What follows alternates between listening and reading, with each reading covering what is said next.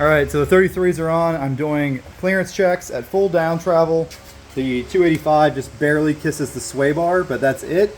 And it will only happen at full down travel, so that's not even a concern. Everywhere else looks like it has enough clearance. Obviously my front bumper's removed, which helps. But plenty of clearance back here. And pretty close to the frame, but not touching. And then again, pretty close to the control arm, but not touching. And that's worst case scenario at full down travel. So I think we're good. Now we gotta obviously flex her out and check the rear and all that stuff. But yes, the front bumper is still off. I'm trying to figure out what I'm gonna do with that. It's hard to make a custom front bumper, so I might order one. But anyways, 33s, 285, 70, 17. They're the same ones that come on Jeeps. Get the Rubicons and the Sahara. Air suspension's cranked up in the rear. Rear bumper's trimmed. That's my custom hitch. That's gonna tie into my bumper whenever the steel comes in. I'm gonna make a nice, very minimalistic rear tube bumper. But the clearance is greatly improved. I am running the Bilstein 5100s in the front with the Eibach springs. I've got them set at the second lowest clip setting. So I might go up from there. My axle angles are totally fine for highway. So I'm gonna see how much it settles. And when I go to do the upper control arms, I'll probably go up one more click on the front. The thing that really matters is something you're gonna take on the highway is you don't want your axle angles to be so bad you're getting your CV boots hot, you start having boot issues. But it's sitting a lot higher, and it's got about an inch more travel in the front with the BF Goodwrench tires and the locker. And first of all, I cannot even hear the locker. The AC's off, radio's off, and you go through a corner. As long as you coast through the corner, you cannot hear the clicking with the windows up. So that's phenomenal. There is a little bit of road noise with these BFGs. We're doing about 55 miles an hour. I'll shut up so you can hear it. It's really tolerable though. This thing has pretty good sound deadening as it is a premium Lexus vehicle with Lexus premium audio. So it's not too loud in here. The Holy Paul dirt road, pulling about 2,500 pounds, I don't know. And probably another 500 pounds in the truck of gear. And it rides really well down this dirt road with these Bilstein 5100s on the front. Big improvement over the stock dampeners. I did lose my adjustable front suspension, but these provide more dampening, especially rebound dampening, in the hardest setting than the stock ones did by far. So pretty happy with the ride. Coil spring conversion kit on the GX 470. This is a 3-inch lift, 3.25 inches at 0 pounds. So I'll probably get about 3 inches at the loading I usually have. Really good instructions. Don't really need them, but they're good. So the conversion part of it is very simple. It's just this aluminum puck that goes in the bottom, gets bolted in place with this longer bolt. And then you have another puck that goes on the top that is plastic, and it gets bolted in place as well.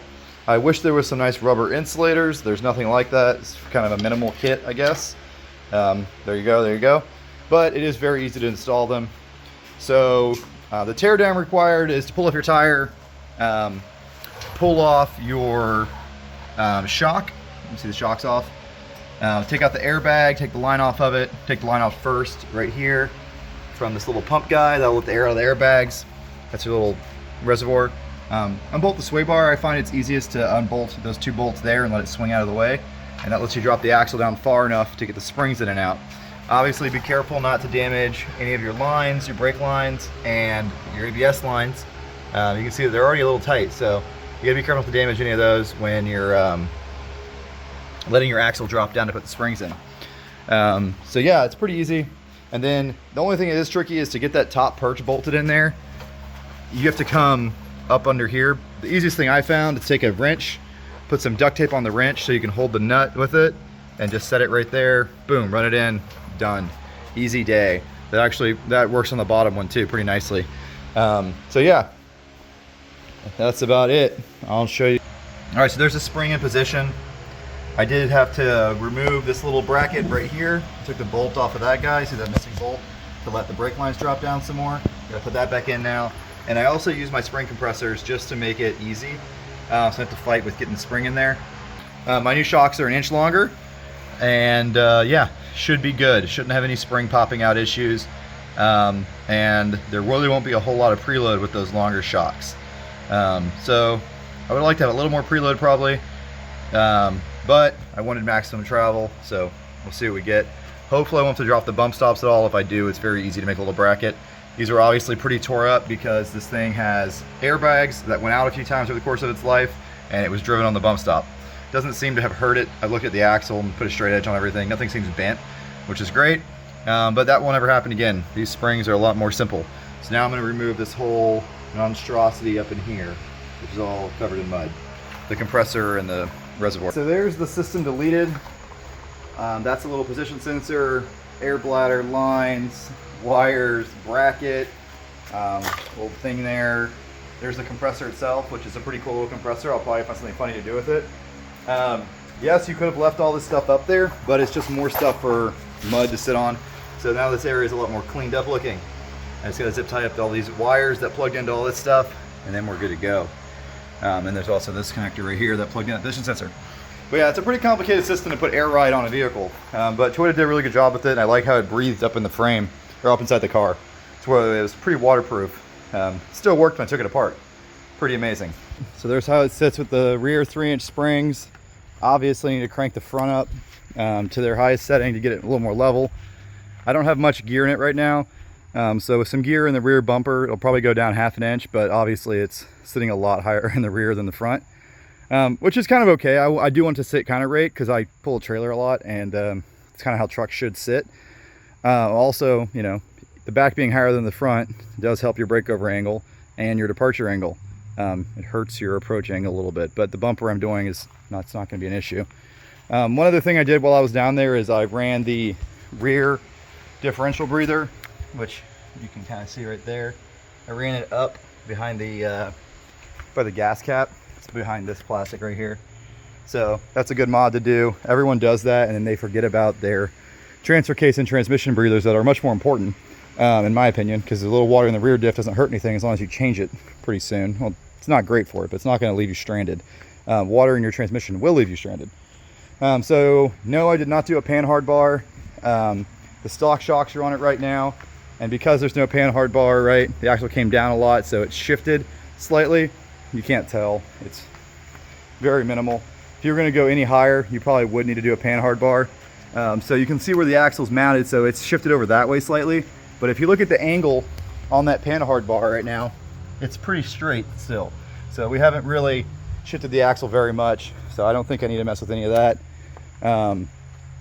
And I did take off a few pounds with all the air ride stuff, so I need to put all my tools in there and air tank and everything else. But one funny idea I had is to keep the spare down there, because that's the nicest place to put a spare. Yes, it's ugly, but it's low center of gravity, and swing outs are annoying for many different levels, many different reasons. So I'm thinking I'm gonna put a spare down there, but put like a 10-ply heavy duty spare, and then have an air hose run to it all the time, hooked up to my little air compressor mounted in the truck somewhere. That way I have a big air tank, which is the spare tire, and I can use it to air up the other tires when I air down for off-roading. Custom hitch worked really well yesterday. Didn't fall off despite some pretty exuberant driving down a pretty muddy dirt road with the YXZ on a trailer. So looking good. Upper control arms are coming in soon, and I also ordered the correct top hats for these struts. So turns out the reason I have way too much down travel in the front is because I'm supposed to have this nut supposed to be about 1 inch higher up, this bolt. I don't have the right top hats on there. I reused the Lexus GX470 ones, and they are made for the air shock, so you need a different one when you're using a 4Runner strut. So I ordered some ones for a 4Runner. They were cheap, so that's gonna help. That's actually gonna lower the truck, right, a little bit. It doesn't really change where the spring sits, but it will reduce max down travel. But right now it has too much. I'm sure you can see where the spring was hitting the control arm yesterday. It was quite violent, doing some hardcore off-roading. Also, you can see where the control arm has kissed the tire a little bit. Pretty interesting. But yeah, she did really well. Just got to get the front end dialed in a little bit with the proper parts, and I'm going to crank the preload up all the way, so I'll have about 2 3/4 inches in the front and 3 inches in the back. So a nice little bit of rake. And materials for the bumper should be in soon. Sawing the Bilstein RC suspension 5100s. I didn't go with the Eibach struts because these are tried and proven, and I like their bottoming resistance they have, how they're valved. And these are the Eibach springs though. So these are the, there's a part number. These are supposed to be 2 3/4 inch lift if you put them on your stock struts. Obviously, I'm not going to reuse the stock struts. They're old and the bottom bushings are totally wore out. That's the stock spring. To get that apart, I use the cheapo $40 Advanced Auto Parts spring compressor. It was cheaper than renting their $60 spring compressor, and it works just fine.